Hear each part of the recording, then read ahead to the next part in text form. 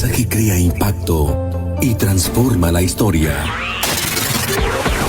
730 días luchando por llevar las gestas heroicas a todo rincón donde El Salvador está presente y que harán de nuestro país una tierra de libertad. Canadá, Estados Unidos, Europa y Australia.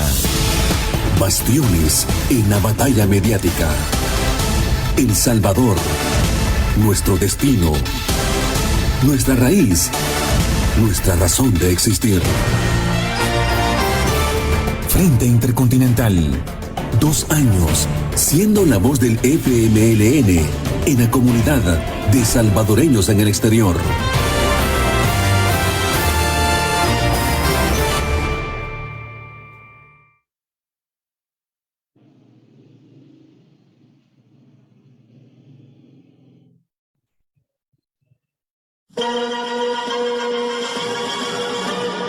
Este es el Frente Intercontinental del FMLN y canal oficial de la militancia en el exterior, rompiendo el cerco mediático y puente de solidaridad internacional con el pueblo salvadoreño. Enviamos un fraternal saludo a toda la militancia del FMLN en el exterior, así como al interior de nuestro querido país, a todos los colectivos del Frente Intercontinental del FMLN en El Salvador, Canadá, los Estados Unidos, Europa y Australia. También un fraternal saludo a todas y todos los salvadoreños en el exterior y a todas y todos los que nos siguen y comparten nuestras transmisiones en cualquier parte del mundo. Comenzamos.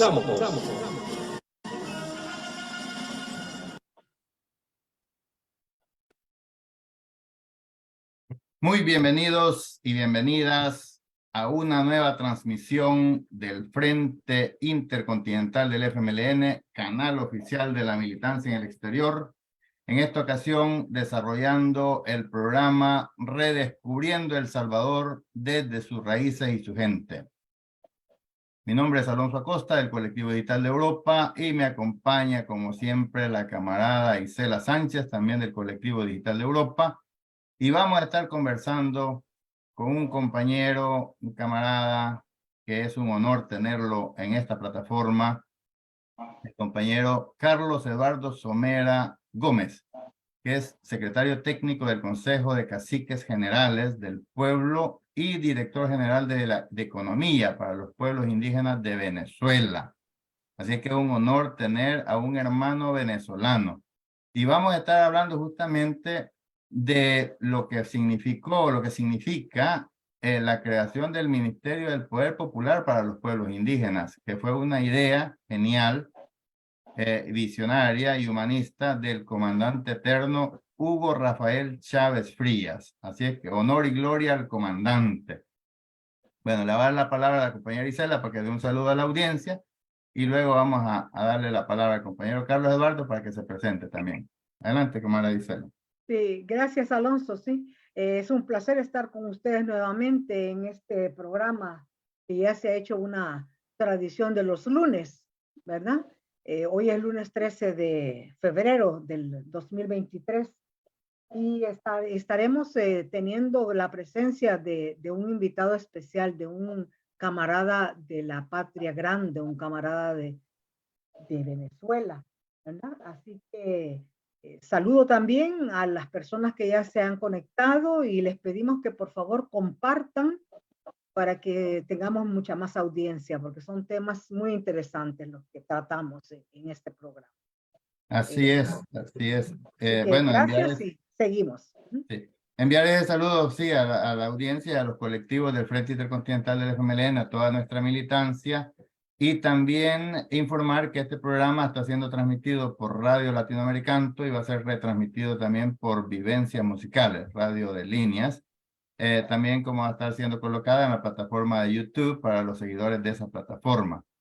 Así que le vamos a dar sin más la bienvenida al compañero Carlos Eduardo, a decir también de que estos programas están siendo seguidos por la militancia del FMLN en Suecia, coordinados por el compañero Rodrigo Melara, como Círculo de Estudio de Educación Popular. Así que, muy bienvenido, compañero Carlos Eduardo. Preséntese a la Bueno, audiencia, un saludo. saludos a toda la audiencia del Salvador, desde la tierra de Guaycaipuro, la tierra de Bolívar, la tierra del comandante Hugo Chávez y la tierra de todos los venezolanos aguerridos en plena resistencia. Saludos a toda la audiencia internacional y un honor ser invitado a este programa y bueno, desde nuestra organización del Consejo de Caciques Generales de nuestro pueblo, desde el Ministerio del Poder Popular para los Pueblos Indígenas, en nombre de la ciudadana ministra Clara Vidal y del presidente Nicolás Maduro, pues hago extensivo mis saludos a toda la audiencia y a todos ustedes que tengo el honor de conversar. Bueno, no, el honor es nuestro.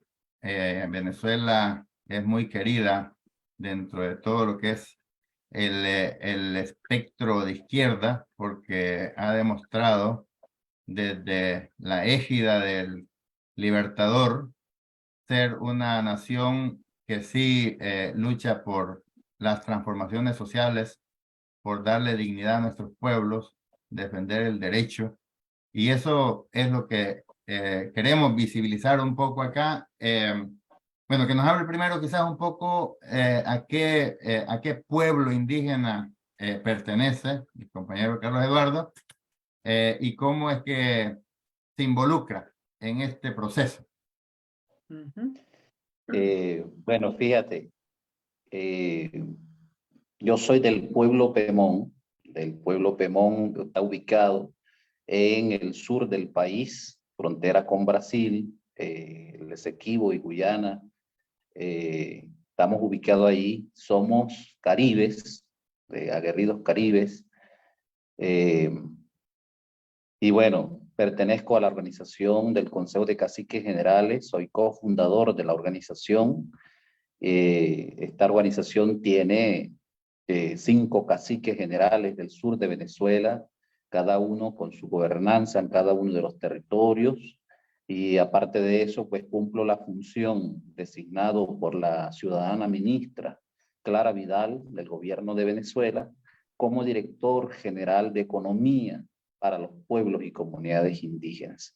Cabe destacar que el pueblo Pemón es el tercer pueblo numeroso en el país, después del pueblo Guarao y después del pueblo Wayuu, que son la primera en números, es el pueblo Wayuu, segundo el pueblo Guarao y tercero el pueblo Pemón. Excelente. Hay un pueblo también que se llama Yanomanes, algo así. Sí, el pueblo Yanomami es el cuarto pueblo con números en la población de Venezuela. Ok. Bueno, no, es un honor tener a un pueblo, como dicen en Venezuela, no es cierto, el sol nace en el Esequibo, algo así dicen. Así es. Así es, así es. No, es un orgullo tener a un hermano venezolano que tiene raíces profundas en esta tierra, en nuestros pueblos indígenas. Tenemos que aprender muchísimo. Para nosotros ha sido una escuela muy aleccionadora. Este programa no tiene mucho tiempo, yo creo que tiene por ahí unos 4 o 5 meses, Isela. Sí. No, Sí, más o menos. Sí. más o menos. Y la idea es visibilizar a todos nuestros pueblos indígenas, o sea, por eso se llama Redescubriendo. Bueno, en este caso comenzamos en El Salvador, Redescubriendo El Salvador desde sus raíces y su gente, porque nuestros pueblos indígenas eran los que estaban ahí cuando recibimos la invasión española y a partir de ahí ha sido una resistencia y todavía estamos luchando por nuestra verdadera independencia. Y ustedes en Venezuela han avanzado muchísimo en ese aspecto, porque tener un ministerio y que nos gustaría conocer un poco cuál fue como el trasfondo de la creación de este ministerio. Si bien es cierto que fue el comandante Chávez que le impulsó, pero suponemos de que también fueron los pueblos indígenas en sus luchas que empujaron a la creación de este poder. Así es. Importante resaltar la lucha de nuestros antepasados, la lucha contra un Estado burocrático, un Estado neoliberal, un Estado impositivo. Los pueblos y comunidades indígenas en 1960 hasta 1961 tenían una constitución que solo reconocía a grupos étnicos que a medida que se van integrando a la sociedad serían reconocidos como ciudadanos. Es decir, en los años anteriores no hubo una ley que defendiera los derechos de los pueblos indígenas, no reconocía las culturas indígenas, no reconocía la existencia de estos pueblos, sino que a medida que vayan adaptando costumbres de la cultura mayoritaria, serían considerados ciudadanos. Y en ese proceso, la resistencia de los pueblos se ha mantenido. Y bueno, el comandante Hugo Chávez tuvo una relación directa por ser militar en las fronteras de nuestro país, una relación con los pueblos indígenas Cuivas y el pueblo indígena Pumé. Él presenció el maltrato que los grandes hacendados, los grandes terratenientes hacían de los pueblos indígenas un deporte, una cacería, y por lo tanto se internalizó en la psiquis del comandante de que este país debía cambiar, y ese cambio debía comenzar reconociendo las raíces de estas tierras, las raíces de estos pueblos y comunidades indígenas. Por supuesto, esta iniciativa, este sentimiento de este gran líder, de este gran revolucionario, se conectó con las organizaciones indígenas, con líderes indígenas como Noel Hipocaterra, Nicia Marina Maldonado, dentro del país, líderes que luchaban pues desde las organizaciones, desde el Consejo Nacional Indio de Venezuela, desde la Federación Indígena del Estado Bolívar, etcétera, etcétera, todas las organizaciones y sus dirigentes. Y bueno, se reúne el comandante con los dirigentes, decirles pues que en estas transformaciones que requiere el país, saldaría la deuda histórica de los pueblos y comunidades indígenas, y firma un compromiso, un acta compromiso con las organizaciones y los dirigentes para que cuando llegase al poder reconocería los derechos de los pueblos indígenas en la Constitución de la República. Es ahí como la interacción de este dirigente revolucionario, comandante Hugo Chávez, tiene el sentimiento profundo y el compromiso con los pueblos y comunidades indígenas.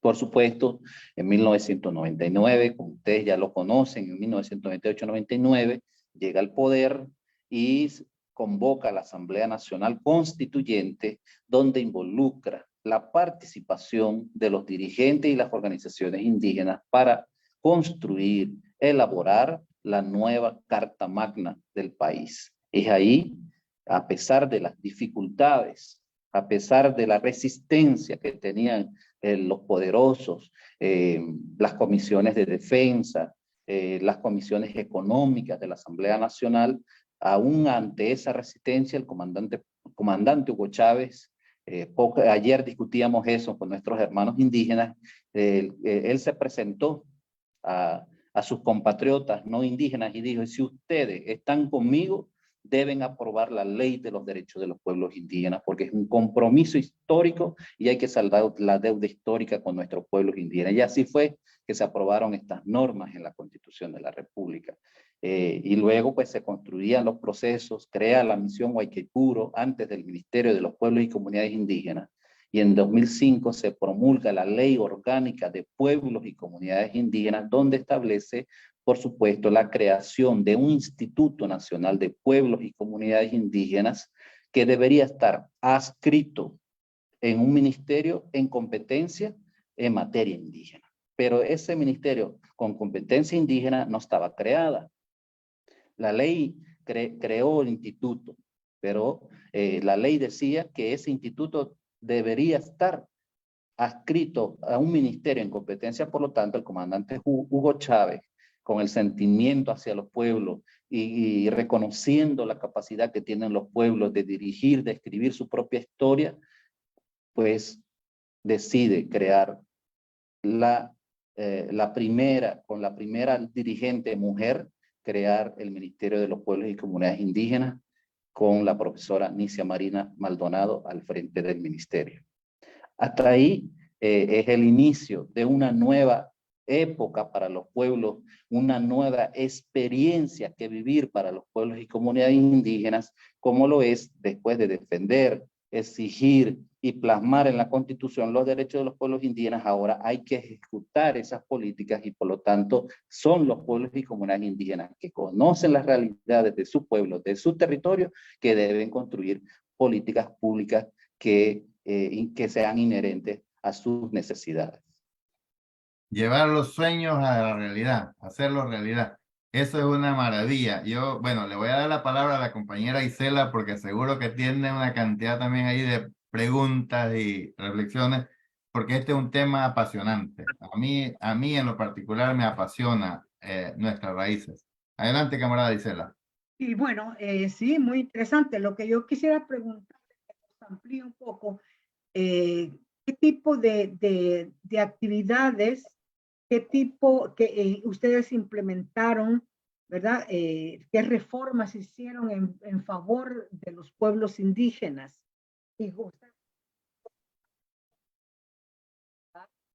pueblos indígenas. Cuando te haces a un lado no se escucha lo que No se dices. escucha, ¿verdad? Sí, y decía que usted siendo parte del Ministerio del Poder Popular para los Pueblos Indígenas, ¿qué tipo de actividades desarrollan y cómo eso se va implementando en la población y la aceptación? Desde la creación del Ministerio de los Pueblos Indígenas, la primera tarea que se nos encomendó dentro del ministerio era atender las situaciones críticas en las cuales vivían muchos pueblos indígenas, que los pueblos indígenas habían salido por el tema de la transculturalización, la imposición de culturas ajenas a los nuestros. Había muchos hermanos indígenas en vertederos de basura, había muchos hermanos indígenas en semáforos pidiendo limosnas en las grandes ciudades, había muchos hermanos indígenas en situación de calle.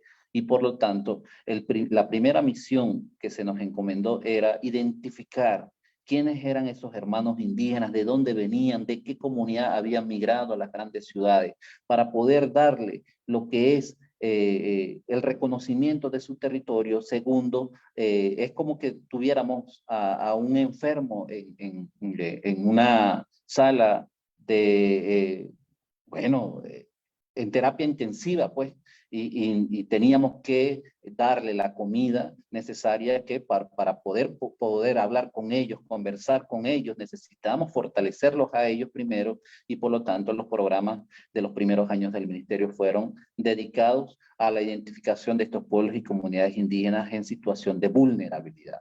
En segundo, a medida que va avanzando, también hicimos los diagnósticos necesarios a aquellas comunidades indígenas que tienen sus propios sistemas organizativos, tienen sus propios sistemas de producción, viven lejos de las grandes ciudades, pero tenían desarrollado un sistema de supervivencia. A esos pueblos y comunidades indígenas también trabajamos los diagnósticos necesarios, porque nosotros no podíamos desde el Estado, desde el gobierno venezolano, diseñar políticas contrarias a lo que ellos viven. Teníamos que diseñarlos con ellos. ¿Ve? ¿Cuáles son las comunidades de alta vulnerabilidad? Por lo tanto, programas específicos irían a eso para poder atender de manera inmediata. ¿Y cuáles eran los pueblos y comunidades indígenas que no necesitaban de la institucionalidad del Estado, sino que ellos habían desarrollado en su propia supervivencia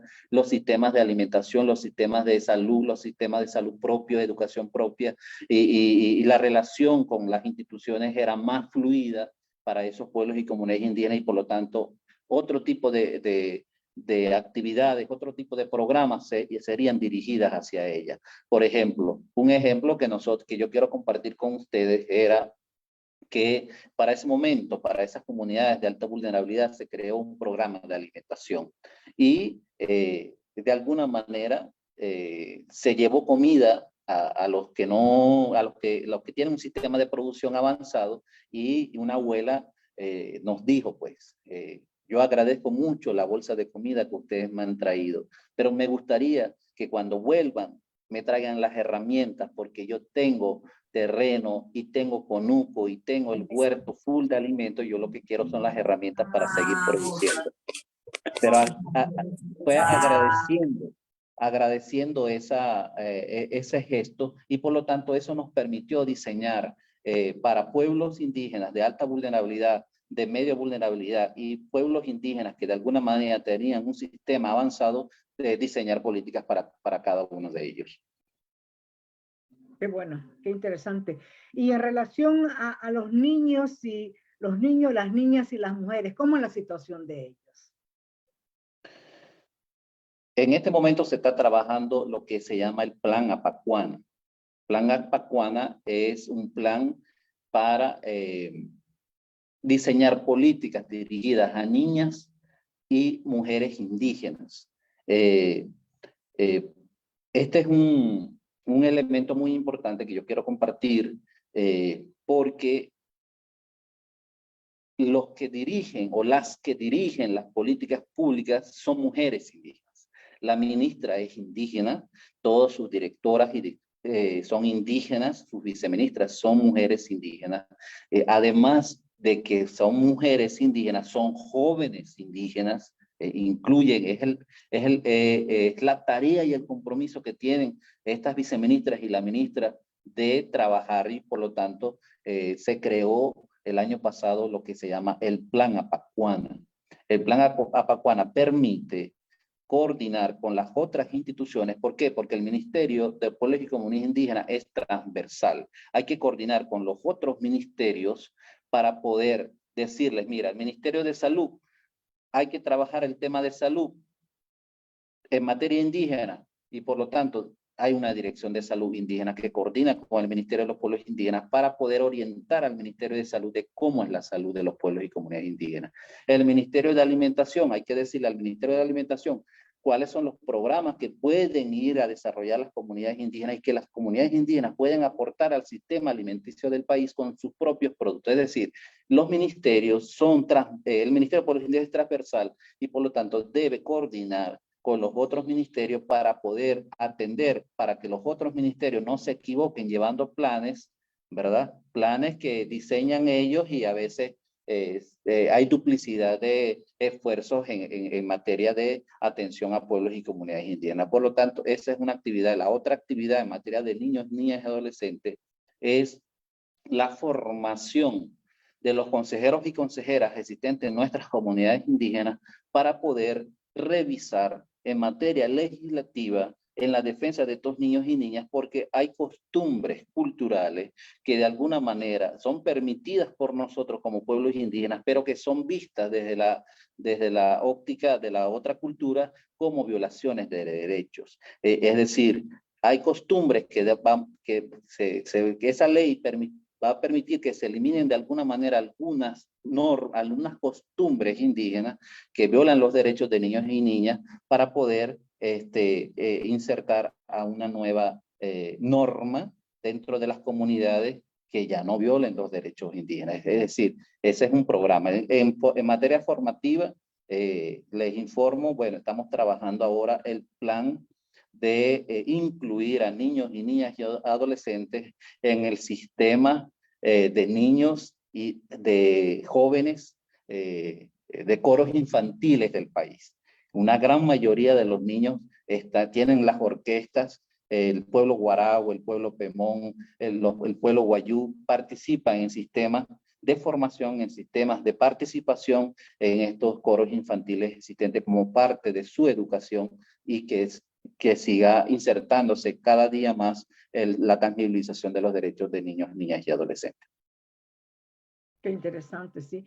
Y en ese sentido, después de la desaparición física del comandante Chávez, ¿ustedes sienten que ha seguido la misma línea, la misma intensidad de trabajo con el gobierno de Maduro, o han habido algunos cambios, algunas reformas o algo? Presidente Hugo Chávez inigualable. Presidente Hugo Chávez es Hugo Chávez y enfrentó tantas situaciones para defender a su pueblo y para defender a los derechos de los pueblos y comunidades indígenas. Fíjate que el ataque del imperialismo contra nuestro país justamente fue una de las causas del ataque del imperialismo, fue el reconocimiento de las tierras indígenas, el devolver las tierras a los pueblos y comunidades indígenas que estaba en las manos de las grandes corporaciones, de las grandes transnacionales, de las grandes empresas mineras, de las grandes empresas, de los terratenientes. Eso fue uno de los motivos por la cual el ataque imperial comienza. También la ley de hidrocarburos, que no teníamos control en nuestra legislación anterior, no teníamos control de los recursos del subsuelo, solo teníamos control de los recursos renovables, pero más de los recursos no renovables. Y esa reforma de ley y esa creación de ley generó también un ataque del imperialismo hacia nosotros. Y la otra ley era la ley agraria, la reforma de la ley agraria, porque se reconoció los derechos de los campesinos que trabajaban en grandes campos de los terratenientes, en grandes tierras de los hacendados, pero eran maltratados. Y por lo tanto, esas reformas nos llevaron a nosotros a que el imperio nos convirtió en el objetivo de ataque de grandes empresarios, de los grandes oligarcas, bueno, de ataque a los pueblos y comunidades indígenas. Por lo tanto, él sostuvo con fuerza, defendió con fuerza, buscó maneras, construyó una geopolítica internacional de relacionamiento con los otros amigos en el mundo y por lo tanto pudo sostener. Llega el presidente Nicolás Maduro, se profundiza el ataque de 1000 maneras y eso nos ha permitido buscar intensificar nuestra producción, buscar la manera de seguir apoyando la revolución bolivariana, pero con nuestros propios sistemas de producción, porque las grandes corporaciones cerraron sus puertas, nos embargaron, los barcos, las transacciones financieras están siendo bloqueadas, embargadas, nuestro sistema crediticio, etcétera, etcétera. ¿Qué es lo que ha llamado el presidente Nicolás Maduro? Resistir. Y en ese programa de resistencia, con lo poco que administramos en el país, ha dicho, vamos a hacer que cada familia venezolana, que cada comunidad indígena fortalezca sus sistemas de producción y no tengamos que morirnos de hambre por el sencillo hecho de los bloqueos que tienen contra nuestro país. Y eso ha permitido de alguna manera durante los últimos años que el presidente Nicolás Maduro haya creado, diseñado ante estos ataques fortalezas dentro de los sistemas productivos de las comunidades indígenas. Y por lo tanto, los programas que hoy estamos trabajando y es la tarea designada por la ciudadana ministra Clara Vidal, de que yo asuma la Dirección General de Economía para los Pueblos y Comunidades Indígenas, y las primeras tareas que a partir de enero comenzamos era diagnosticar las potencialidades económicas propias de los pueblos y comunidades indígenas y presentar al presidente Nicolás Maduro. Estas son las potencialidades, estos son los que estamos produciendo, presidente, cuente con nosotros para poder seguir resistiendo ante los bloqueos a las medidas coercitivas unilaterales que tiene el imperialismo contra nosotros. Qué interesante.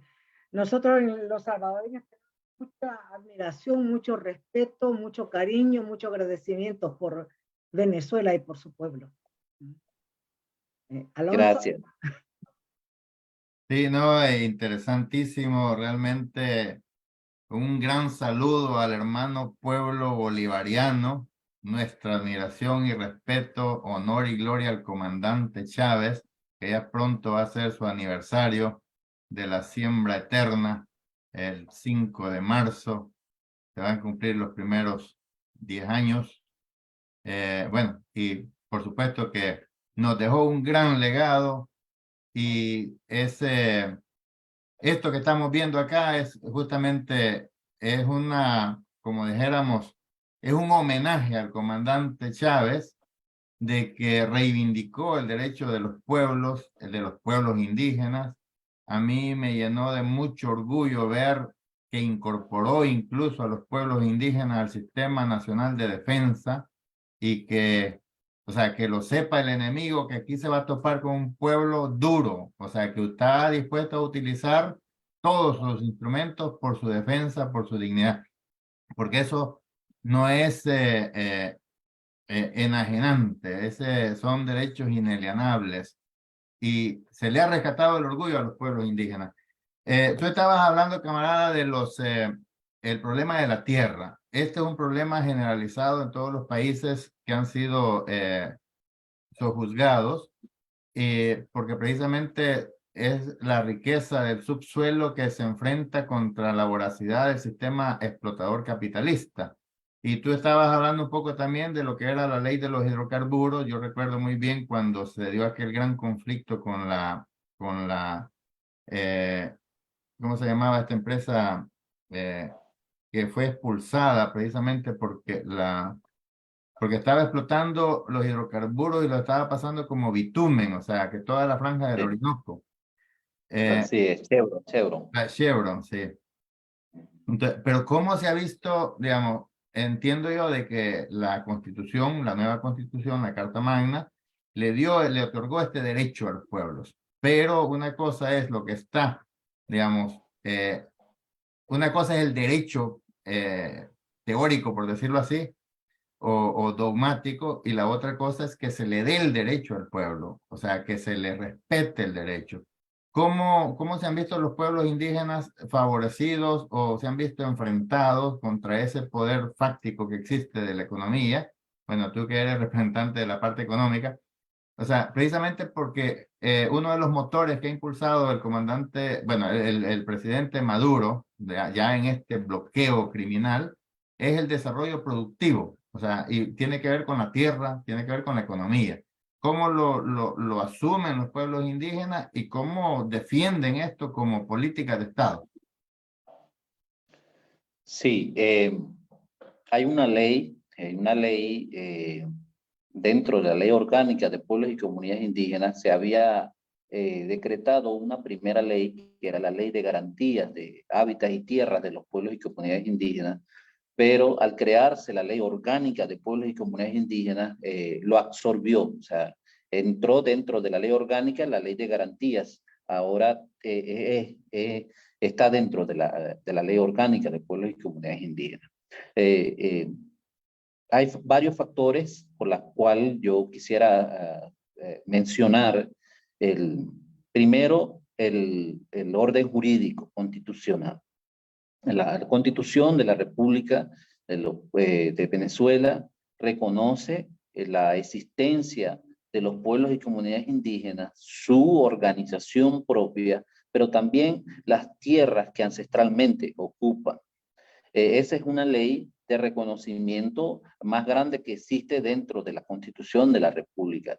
Y por lo tanto, en el preámbulo de la Constitución, el Estado se considera un Estado pluricultural, multilingüe, y además que los idiomas oficiales de los pueblos y comunidades indígenas es oficial en el territorio venezolano. Eso nos conlleva a nosotros el poder o la supremacía constitucional que tiene los derechos de los pueblos y comunidades indígenas, que no hay que esperar que se reglamente para que se cumpla la ley, sino que hay que abogar hay que invocar a la supremacía constitucional para que se cumplan lo que se tenga que cumplir. En ese sentido, por supuesto, se ha hecho los trámites administrativos para algunos pueblos y comunidades indígenas para la entrega de su título de propiedad colectiva. Ese título de propiedad colectiva debe entenderse como áreas que los pueblos y comunidades indígenas han trabajado de manera interna entre ellos, cuál es su autodemarcación de esos territorios y luego llevarla a la Comisión Nacional de Demarcación de Tierras Indígenas para que sea evaluada antropológicamente si verdaderamente ese pueblo existió ahí y para que sea uno de los elementos de expediente, pues para expedir un título de propiedad. Ante esa situación, quizás el proceso administrativo que tiene que dar el Estado a base de eso es algo nuevo para los pueblos y comunidades indígenas decir, yo tengo un título de propiedad, ¿ahora qué hago con eso? ¿Qué debo? Aparte de que me garantiza el desarrollo de dentro de mí y mi existencia como pueblo, pero ¿qué hago con eso? Entonces, en ese sentido, el Ministerio de Pueblos y Comunidades Indígenas está trabajando la redireccionalidad de cómo, primero, debemos reconocer como pueblos y comunidades indígenas, como pueblos de ese territorio, pero también como parte del Estado venezolano, para que no haya la violación a la integridad territorial. Quizás algunas grandes compañías, algunas grandes corporaciones existentes en nuestro país o a nivel exterior no tengan que buscar manipular a pueblos y comunidades indígenas, decir, mira, tienen que exigirle esto al Estado solo porque en ese territorio hay un recurso natural, hay un recurso importante de riqueza y por lo tanto debemos estar alerta ante estas situaciones. Debe ser claro el tema de la entrega de títulos de propiedad a nuestros pueblos y comunidades indígenas que son históricamente garantes de la soberanía de nuestro país, que son garantes de que en esas fronteras existentes en Venezuela hayan sido la presencia de los pueblos indígenas de la soberanía de nuestro país. Pero hay que ir entendiendo esa parte. Aún así, hay muchos pueblos y comunidades indígenas, en caso de nosotros como pueblo Pemón, tenemos unas extensiones territoriales que consideramos y son nuestras tierras y por lo tanto hacemos gobierno dentro de ellas, hacemos actividades dentro de ellas, coordinamos con el Estado para poder atender nuestras demandas históricas, las obligaciones que tiene el Estado, que por la lejanía de la misma casi no hay programas que lleguen hasta allá por la situación de que hoy nos embarga, por la situación de gasolina, por la situación de los embargos, etcétera, etcétera.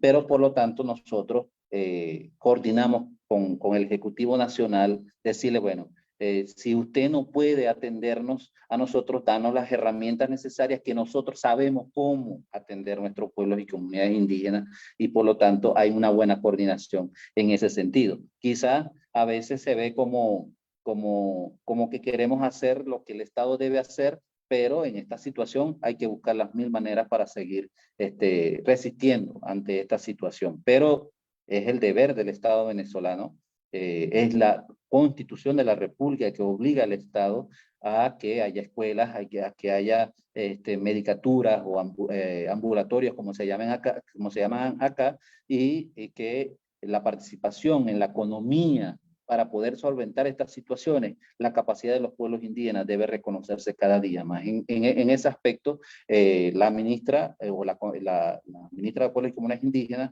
ha pedido de nuevo la activación de la comisión, pero con estos elementos nuevos, porque ya hemos pasado desde la creación del ministerio 15 años, pero desde que llegó la Revolución Bolivariana tenemos más de 23 años y por lo tanto debe haber unos cambios,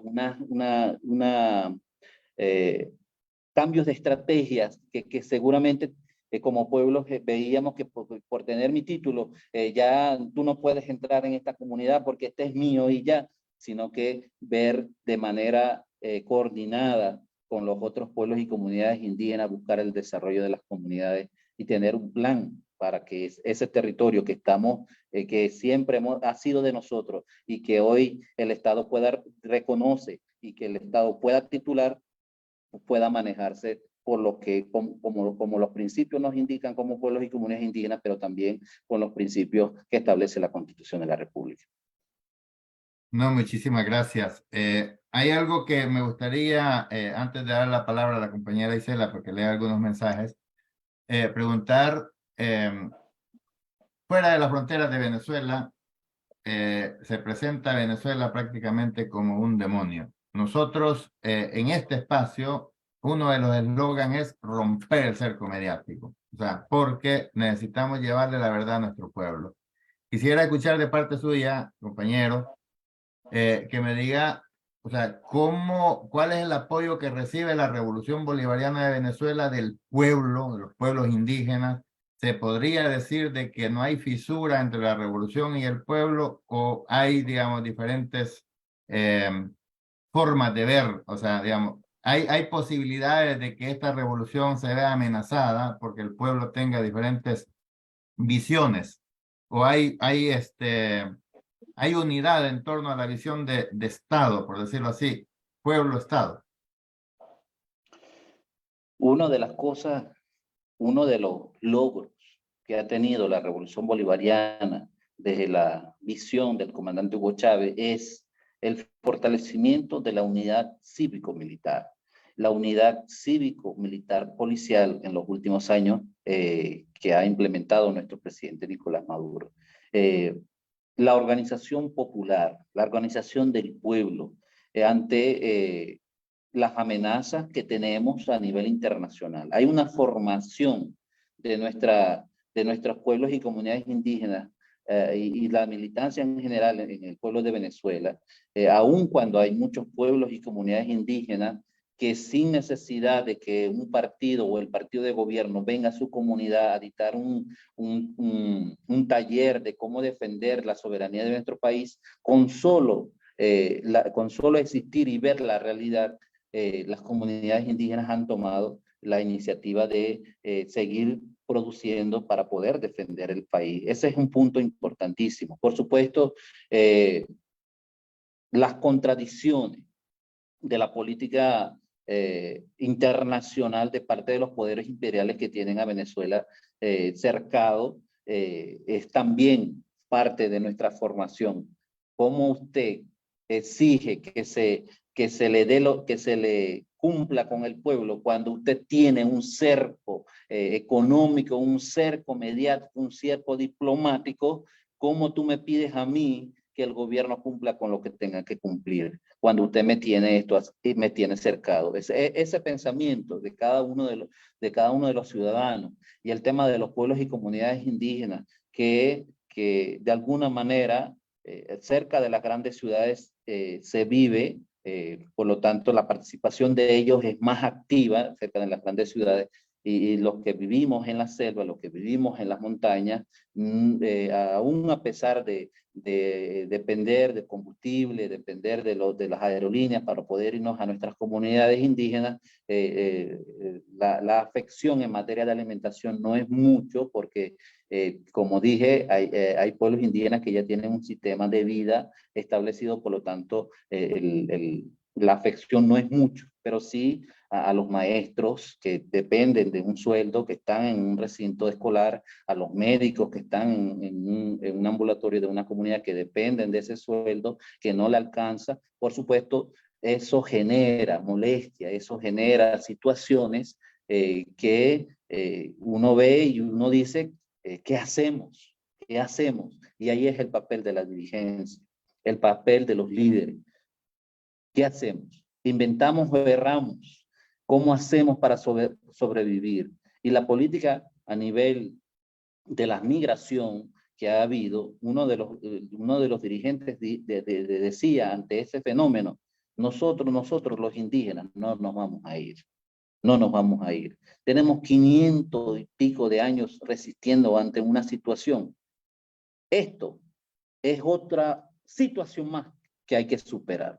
Por lo tanto, el discurso de resistencia, el discurso de haber sido aguerrido ante situaciones, no puede ser que en este momento tengamos que caer y huir de nuestro país solo por alguna situación mediática que yo escucho, que por alguna situación, aun cuando las realidades se ven, pero yo debo demostrar la capacidad que tengo para poder avanzar y salir adelante. Todos aquellos que se han ido de nuestro país, decía el dirigente en su discurso, todos aquellos que se han ido de nuestro país seguramente volverán, pero volverán cuando los que nos quedamos aquí hayamos construido unas alternativas de seguir adelante en este país. Y ellos vendrán preparados, ellos vendrán con la experiencia que vivieron en los otros países, seguramente experiencias buenas, seguramente experiencias malas, pero aquí está su casa, aquí está su Venezuela, y por lo tanto hay una mediática internacional que toca las entrañas de sociedades vulnerables, entre ellas los pueblos y comunidades indígenas. En los últimos meses hemos visto cómo se sataniza la el Ministerio de Pueblos Indígenas con unas fotografías del pueblo Yanomami en Brasil, por una situación que hay en Brasil, y bueno, la noticia, el fake news, es que eso es en Venezuela, pero sabemos que hubo 4 años de una política de exclusión de pueblos indígenas en Brasil, y que bueno, con la llegada de Lula, pues se está atendiendo al pueblo Yanomami, se está atendiendo a través de la creación del Ministerio de Pueblos y Comunidades Indígenas en Brasil, que también nos conecta con nosotros, con la grande de América del Sur, como es Brasil, y por supuesto las políticas entre Venezuela y Brasil comienzan, como lo dijo el presidente Lula en Argentina. Vamos a tener unas relaciones, vamos a retomar las relaciones políticas con Venezuela, y la interlocución entre los pueblos y comunidades indígenas que vivimos en las fronteras es importante en ese sentido. Entonces yo creo que es menester, es importante que estos espacios rompan la campaña mediática que hay contra nuestro país. ¿Y cómo lo hacemos? Con nuestro granito de arena, con los espacios que podemos construir, y así pues llevar la verdad al mundo de Venezuela. Excelente, compañero. Gracias. Bueno, como decía José Martí, cuente Venezuela porque tiene aquí un hijo. O sea, aquí tiene hermanos salvadoreños que estamos luchando por estos pueblos en lucha. Le voy a dar la palabra a la compañera Isela para ver si hay algunos mensajes ahí que pueda leer. Saludos. Y Sí, luego hay para irnos saludos. despidiendo también porque ya el tiempo se nos va cerrando. Sí, claro, por supuesto. Hay saludos, hay mensajes, no solamente de acá, de Suecia, donde nos encontramos nosotros, sino que de Canadá, de Italia, de El Salvador. Le leeré algunos. Rodrigo Melara dice, saludos camaradas desde Arboga, Suecia. Hernández Mancilla dice, saludos camaradas, también de Suecia, ¿verdad? Agustín Farabundo Martí Rodríguez, saludos desde Milán, Italia. El Frente Hugo Chávez envía sus saludos también desde Canadá. Es un frente que se llama así, Hugo Chávez. Hugo García de Estocolmo dice, saludos desde Estocolmo, Suecia, contento de escuchar al invitado de hoy. De El Salvador también le envían saludos. Sergio Orlando Ortiz dice, saludos Carlos Somera desde El Salvador. Rodrigo Melara dice, viva el Frente Intercontinental del FMLN. Yair Guevara, saludos desde Denver, Colorado, a los camaradas de Venezuela. José Rodrigo García de Canadá dice, saludos camaradas, que vivan los pueblos originarios del mundo. Y así hay más. Dice, hay otro grupo que se llama ALBAS, Movimiento Social ALBA, de Ottawa, en Canadá. Excelente programa. Vivan los pueblos del mundo. Manos fuera de Venezuela. Claro, por supuesto. Agustín Farabundo Martí Rodríguez dice, muerte de Apacuana en 1577. Él parece que estaba investigando un poco. La Confederación Indígena de la provincia de Caracas fue el bando beligerante de los caribes y arahuacos como contra el Imperio Español y sus aliados indígenas durante la guerra hispano-caribeña. José Rodrigo García dice, fortaleza en la unidad a los pueblos originarios, alto ya a los etnocidios y a la discriminación. El pueblo náhuatl de El Salvador, dice Félix Ranchero de Canadá, el pueblo náhuatl de El Salvador está con Venezuela. Y bueno, hay más, pero esta es una idea para que el compañero Carlos se dé cuenta que lo están viendo de diferentes partes del mundo, ¿verdad? Y para que en su despedida también les dé los tome en cuenta. Gracias. No, excelente, gracias, camarada Isela. Bueno, sí, este es el Frente Intercontinental del FMLN, estamos en todo el mundo, tenemos colectivos desde El Salvador, Estados Unidos, Canadá, Europa y Australia, y estamos transmitiendo en diferentes horarios, así que no todos se pueden conectar en vivo, pero sí lo pueden ver en diferido, así que la información fluye. Y eso es lo importante, porque esta información llega a todos los rincones y por supuesto que nos interesa de que nuestro pueblo se motive viendo de que sí vale la pena luchar organizadamente rumbo a la transformación social, a conquistar poder político formal para que garantice los derechos también de los pueblos. Así que vamos a ir finalizando, quizás ahí con un mensaje final. Tenemos unos minutos, pero alguna reflexión final y algún mensaje también final a todos los pueblos en lucha. Y un gran abrazo al pueblo, al hermano pueblo venezolano y a los hermanos del Partido Socialista Unido de Venezuela. Bueno, saludos a todos. Gracias por este espacio desde el corazón de cada uno de los venezolanos que seguimos construyendo desde la vicepresidencia de pueblos indígenas del Partido Socialista Unido de Venezuela, desde la presidencia del Partido Socialista de nuestro presidente Nicolás Maduro y a todo el pueblo de Venezuela. Extendemos saludos a todos los que nos escuchan. Seguimos trabajando, seguimos profundizando. Nadie nos va a detener, ningún poder imperial nos va a detener. Nosotros los pueblos y comunidades indígenas hemos resistido más de 500 años y esto no va a ser otro. Eso es sencillamente un asunto que tenemos que superar y estoy seguro que a nivel continental los pueblos del mundo están con Venezuela y agradecido por este espacio. Ha sido un honor compartir con ustedes. Bueno, el honor ha sido nuestro. Comentarle, compañero, que está también el camarada Jesús Amadeo Martínez escuchándonos, está acá conectado, pero está en una reunión. No sé si, compañero, puede dar algún saludo así breve. Camarada Jesús Amadeo. Sé que está en reunión, pero bueno, iba a estar escuchando, seguramente no puede.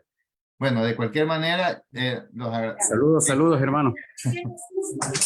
Bueno, me he salido de la reunión para saludarlos. Sí, bueno, muchísimas gracias por el apoyo que nos está dando en la coordinación, camarada. Así que ha sido un honor. No, ahí estamos. Aquí. Excelente. Bueno, un abrazo. Un abrazo para todos. Gracias, Carlos, por haber aceptado la invitación. Ahí vamos construyendo poco a poco y yo creo que le vamos a cambiar el nombre al programa para hacerlo más internacionalista, sí. Porque vamos a ir buscando a hombres y mujeres comprometidos con este proceso para poder construir, ir construyendo esas alianzas y romper esas fronteras que nos tienen atados también, porque los indígenas somos uno solo. Así es que abrazos y gracias a ustedes también por estar siempre con este programa, transmitiéndolo para que hacer conciencia a nivel del mundo también. Abrazos, gracias. Gracias a ustedes, camaradas. Un saludo también al Consejo Coordinador Indígena Salvadoreño por también mantenerse firmes y bueno, gracias a esta coordinación con el compañero Jesús Amadeo Martínez, que estamos también estrechando los vínculos con los hermanos latinoamericanos. Y tiene razón, vamos a cambiarle el nombre porque ya este programa se hizo más internacional y porque el pueblo es uno solo.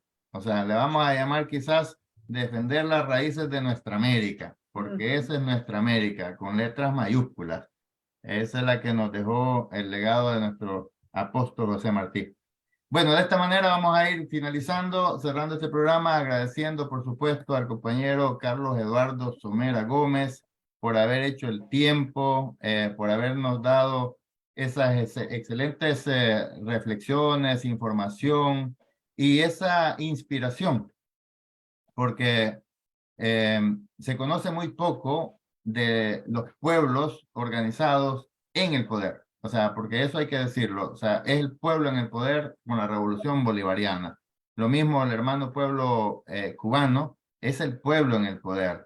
Y esa es la clave mágica para defender a la revolución. El pueblo unido jamás será vencido. Y eso lo sabe muy bien nuestro enemigo, porque no se atreve a meter las narices. Trata de meter cizañas, trata de dividirnos, trata de engañarnos y, digamos, trata de crear grandes cortinas de humo, campañas mediáticas, pero fuera, porque dentro no cala. O sea, esa unidad que tiene ese pueblo, ese hermano pueblo venezolano con la unidad cívico-militar, como decía el compañero Carlos Eduardo, es fundamental. O sea, como decía el comandante Chávez, esta es una revolución pacífica, pero armada. Armada. Y eso también lo tienen el pueblo, el hermano pueblo cubano. La guerra de todo el pueblo. Aquí el enemigo puede entrar, pero no es seguro que salga. Eso es importante que lo tengan claro, porque nadie quiere ir a morir a tierra extranjera, al menos que seamos internacionalistas, como decía el comandante Ernesto Che Guevara, dispuestos a morir donde quiera que sea que el pueblo demande el concurso de nuestros modestos esfuerzos. Bueno, así que nos despedimos, agradeciendo a toda la audiencia que se conectó, que comentó, compartió, agradeciendo a la audiencia de Radio Latinoamericano, también la audiencia de Vivencias Musicales, agradeciendo también a toda nuestra militancia por mantenerse firmes defendiendo nuestros ideales. Les solicitamos que lo compartan con todos sus contactos para que esta información llegue, siempre manteniéndonos firmes en nuestro pensamiento político, unidad en el pensamiento y en la acción, rumbo a una sociedad socialista, democrática y revolucionaria. Así que agradecemos también a toda la solidaridad internacional por ese gran apoyo que nos han dado, siempre nos dan y que nos seguirán dando en la lucha por nuestra liberación definitiva. Exigimos la libertad para las y los presos políticos en El Salvador y en cualquier parte del mundo. No más persecución política. Los pueblos tienen derecho a construir su propio futuro. Es el derecho que le asiste como el derecho de autodeterminación. En El Salvador, no más dictadura, no más persecución política, libertad para los presos de Santa Marta. Condenamos el brutal atropello a los derechos civiles en nuestro país y exigimos cese a la represión. Así que, y también, por supuesto, exigimos alto al bloqueo al hermano pueblo venezolano y alto al bloqueo al hermano pueblo cubano. Un gran abrazo para todas y todos y que viva el FMLN. Que viva. Bueno, vamos a apagar las cámaras para cerrar el programa.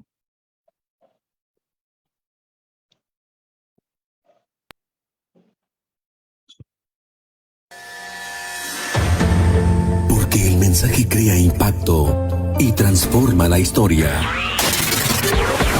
730 días luchando por llevar las gestas heroicas a todo rincón donde El Salvador está presente y que harán de nuestro país una tierra de libertad. Canadá, Estados Unidos, Europa y Australia. Bastiones en la batalla mediática. El Salvador, nuestro destino, nuestra raíz, nuestra razón de existir. Frente Intercontinental, 2 años siendo la voz del FMLN en la comunidad de salvadoreños en el exterior.